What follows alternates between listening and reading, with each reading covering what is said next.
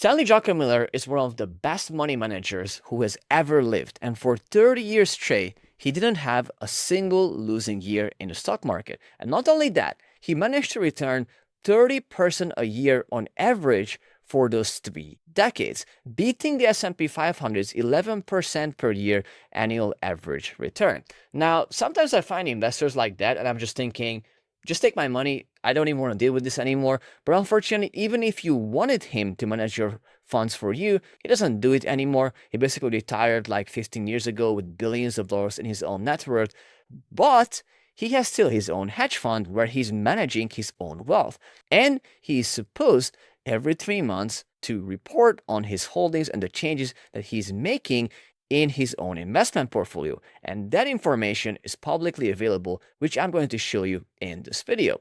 So if you look at his investment portfolio, what you will see is that 37% of his portfolio is concentrated in 5 core positions, but in total, he has about 95 positions. And in this video, we are going to cover 3 core questions and what they mean for your investment approach. Number 1, what are his biggest investments and why he's betting so heavily on them? Number 2, why did he sell out of Intel, Micron, the exact quarter where these stocks have tripled? And number 3 is, how does he decide when is a good time to make investments? How does he even choose his investments for his own portfolio? Essentially, what's one thing that anyone as an investor can take from him and learn and implement into our own approach as investors and traders? Now, again, as I mentioned, in 2010, he closed that super successful fund. Now he's just managing his own personal billions. So again, the portfolio I am showing you right now is that personal wealth piece. And 16.6% of that portfolio is his largest position, NTRA, Natera. And Natera is a company that does medical testing. They sell genetic tests that detect cancer, screen pregnancies from blood samples, and have a series of products in the medical segment. And this is a position that he's been rotating into recently as he was noticeably getting out of that AI trade.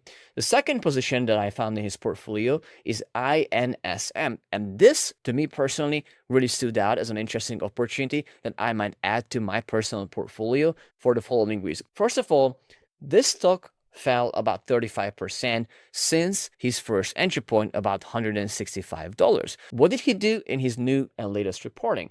He basically more than doubled down on the stock in the last quarter. So again, just goes to show the pattern that I'm seeing in his portfolio is that he's betting more and more on these medical and healthcare companies, and he's rotating out of that AI trade.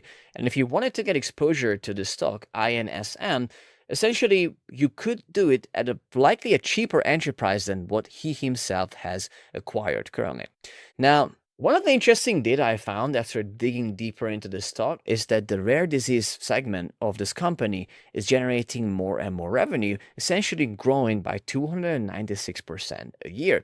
Is this what he's seeing to absolutely explode as the next chapter of this business? To be honest with you, I don't know, but these are the data points that I found really interesting, and this was one of the stocks that I'm personally going to be digging a lot more into for my own portfolio. His third biggest holding in his portfolio is TSM, which is essentially Taiwan Semiconductor that manufactures the chips that NVIDIA, that Apple, that AMD design, but do not build themselves. So it's kind of like the picks and shovels piece of the AI trade, which is 5.4% of his portfolio. Again, he has been rotating noticeably more into healthcare companies, but he still has some AI exposure. The fourth biggest position is essentially a bet on Brazil.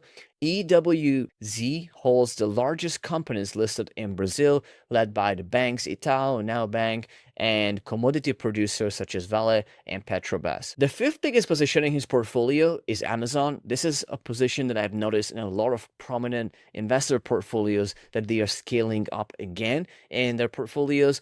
This is about 5%, 4.6%. Everyone knows Amazon is the largest online store in the world, but it's also now the largest cloud computing business. They're expanding into new areas of shipment. They're expanding into robotics as a company. In terms of how he built his position, it's kind of weird, to be honest, because in Q3 2025, he started buying. He added to that position in Q4 2025.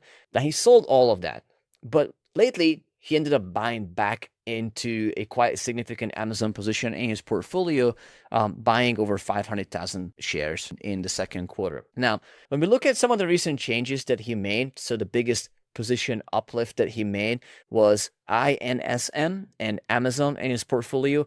Just like Warren Buffett, he also bought 2.3% of his portfolio in Google, and he sold Teva, WWD, Broadcom, Roku, and AA as stocks in his portfolio. The ones I'm personally most interested in are Google and Amazon and INSM for my portfolio. And it's also a pattern I'm seeing amongst the most prominent hedge fund investors and successful investors and funds as positions that they're accumulating right now. So, is he rotating out of AI, or is he seeing something that you cannot see? Well, he just exited Micron. He just exited Intel after catching a 200% run on them.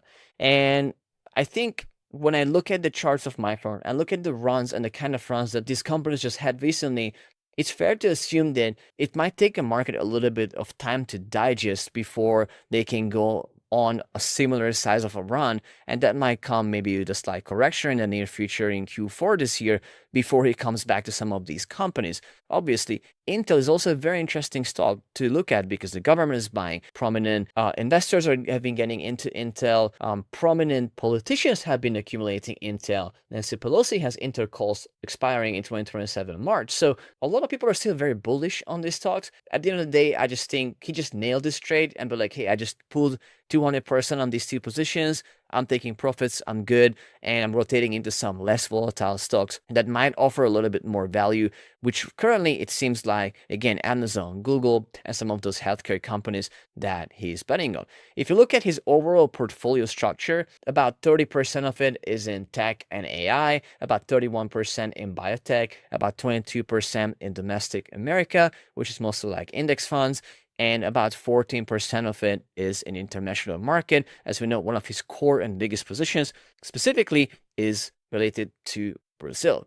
Now, the data that I am using is not his entire wealth, just to be clear, but we can see approximately half of his overall investment portfolio and half of his overall net worth and how he's managing it.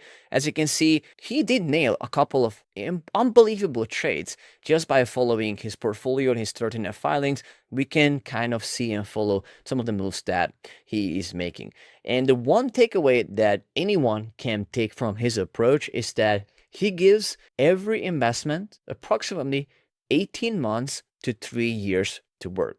And this is a very common beginner mistake I personally see with people who get into the stock market, which is that you hear about a stock, you get into it, and within 2-3 months or 5 months, the stock doesn't double, it doesn't triple, but you see other people making money, and then you get restless and you get out of it. And that's probably the biggest thing that anyone can take from him, is because when he builds a position, he understands that the market can be volatile for many different reasons at any given month and any given quarter, which is totally outside of his control. But the positions he builds, he wants to give these companies time to actually implement those changes. And who knows, maybe those medical companies are about to come out with unbelievable breakthroughs, just like we have seen with Moderna, and the stock just goes up 200% in a span of a couple of days. So with that being said, if you enjoy this kind of videos, please make sure you go to zackbakos.com and also let me know in the comments which investor portfolio you want me to analyze next. See you there.